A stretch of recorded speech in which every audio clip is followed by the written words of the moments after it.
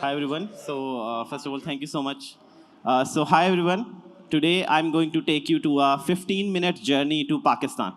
My name is Arzish Azam. I run the largest technology conference in the country. I've been advising the government on science and technology, the previous government, but we've done good work in the country, and we look forward to bringing more emerging technologies.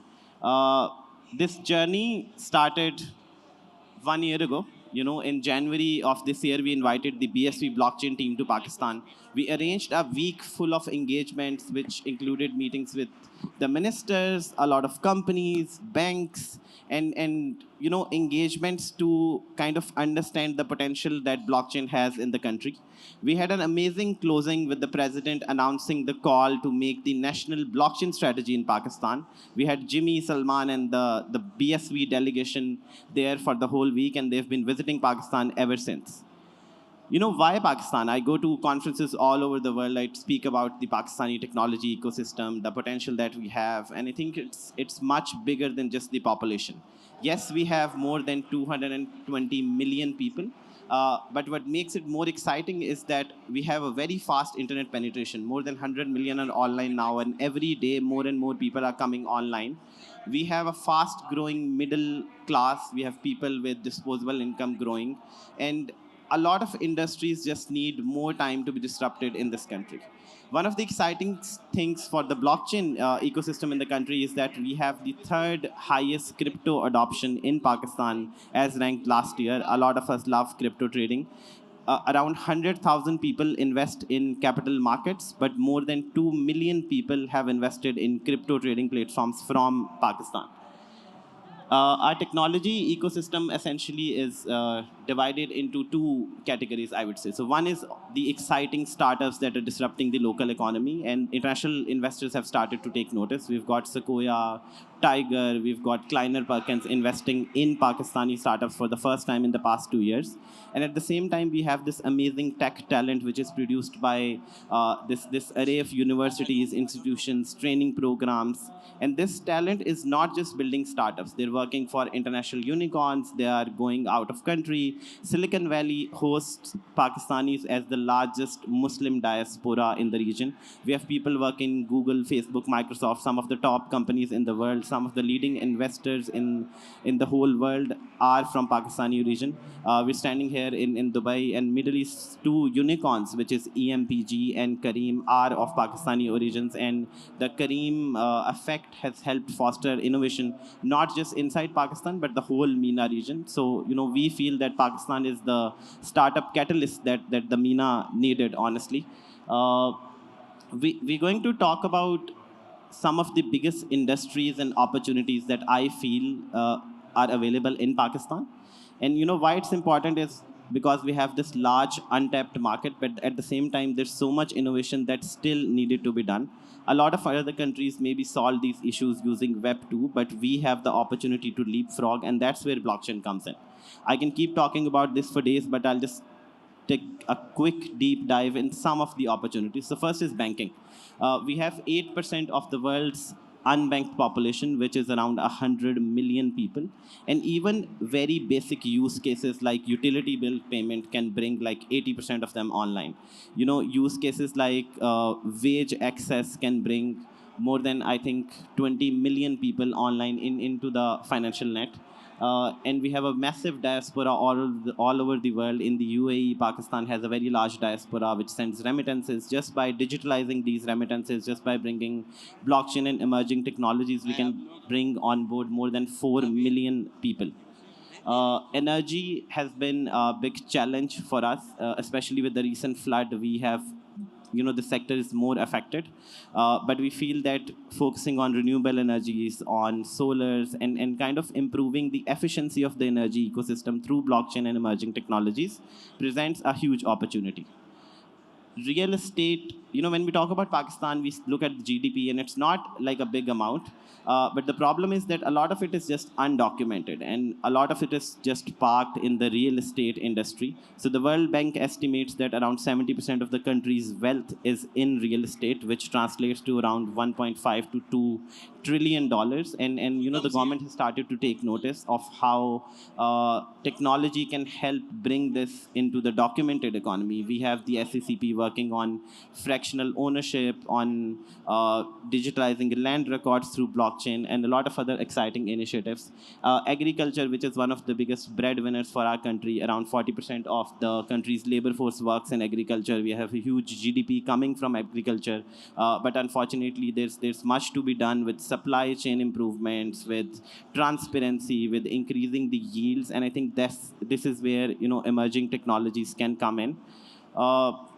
And it's not just these sectors. I think there is so much more that Pakistan has to offer, and the world is yet to see, which is the very reason that we're organizing a very large event in January, hosting more than 50,000 people to foster the conversation of how technology can reshape the future.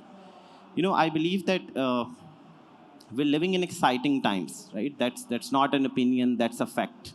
People are healthier, people are smarter, and more people are living under poverty than ever before. We can solve problems that normal people feel. Uh, More people are connected than ever before, and this is all because of technology. I would like to invite you to Pakistan to experience this country, the opportunity that we offer, as we host this event with only one mission, which is that technology can help save the future. Thank you so much.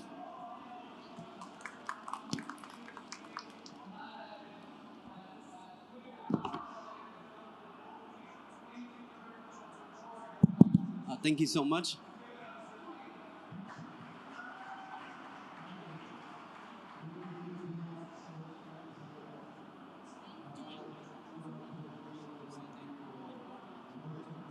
For Mr. Uh, thank you. Any questions? Any questions regarding his presentation?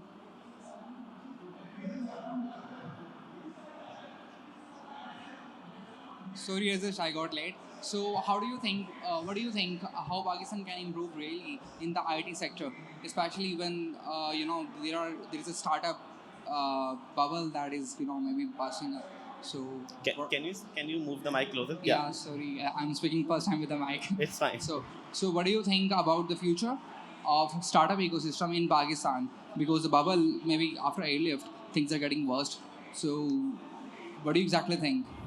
So I think the slowdown in the global investment ecosystem has affected Pakistan as well, but it's also the we have a lot of inflation coming in, especially the recent changes, and many international companies and many investors are just waiting out this change. So that's why we feel that especially the Pakistani startup ecosystem is more slow currently. But the opportunity still stands. Sequoia just invested in D-Bank, which is a fintech company, just during this slowdown, because there's this huge population, there's this huge need to build solutions, and maybe more and more investors are realizing that rather than investing in 15-minute grocery delivery, they should invest in startups that are solving like pressing issues, Real which problems. some of them we talked about today as well. Yeah, exactly. So a lot of people talking about the startup ecosystem in Pakistan, but no one is talking about this ecosystem for the software companies. So do you have any plans for that? Yeah, so when we talk about tech talent, we essentially categorize software houses, freelancing, remote workers, and everyone in that category. We believe that the software houses or software outsourcing opportunity that that exists in Pakistan essentially exists because we have tech talent, right? Because we have software engineers and developers, and to grow that sector and to grow the freelancing sector, and even to grow the startup sector, we need to train more and more people. During my time in the government, we suggested, and there are a lot of programs that have been launched to just train people with tech skills. The KP government is doing a fantastic job. They're going to invest 9 billion PKR into training people with tech skills. Uh, but there are a few problems still running up in in our ecosystem. There are a lot of startups who are getting funding, but no one is willing to get their work done from the local startup, local software houses. So this is a problem. Like there is no one who is actually doing a role of bridge between the startup and the software company.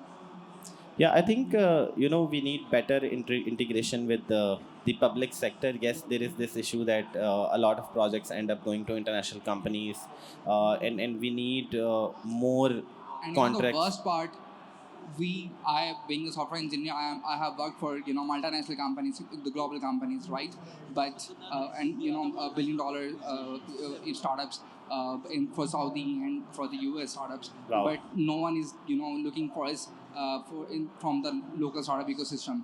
So that thing hurts us. So I can connect you. You look so talented. We'd love to connect you with someone. But I think there's like in the private sector, there's so much happening. All these banks, they're investing so much. So yes, maybe at times some public offices are slow, but the private sector is really pushing the startup and tech ecosystem, and talent is very much valued. Thank you very much for your. Thank you for the questions. Are there any more questions? Any more questions, please?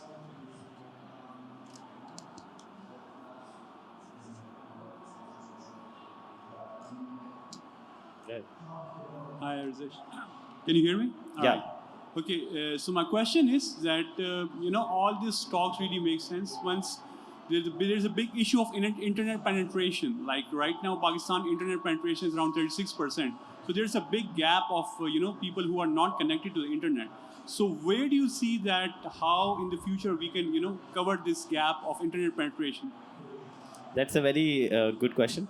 So, even when you visit America, you go to all these places, like other than the large cities, there's a huge difference in the quality of internet. So, I think the problem in Pakistan is that it's a big country geographically, and for companies to invest so much resources to put up towers and all these things, it's a big investment, right? And sometimes it just doesn't make sense to do it for like very few people. And we have organizations, government organizations that facilitate to get internet to remote places and other areas.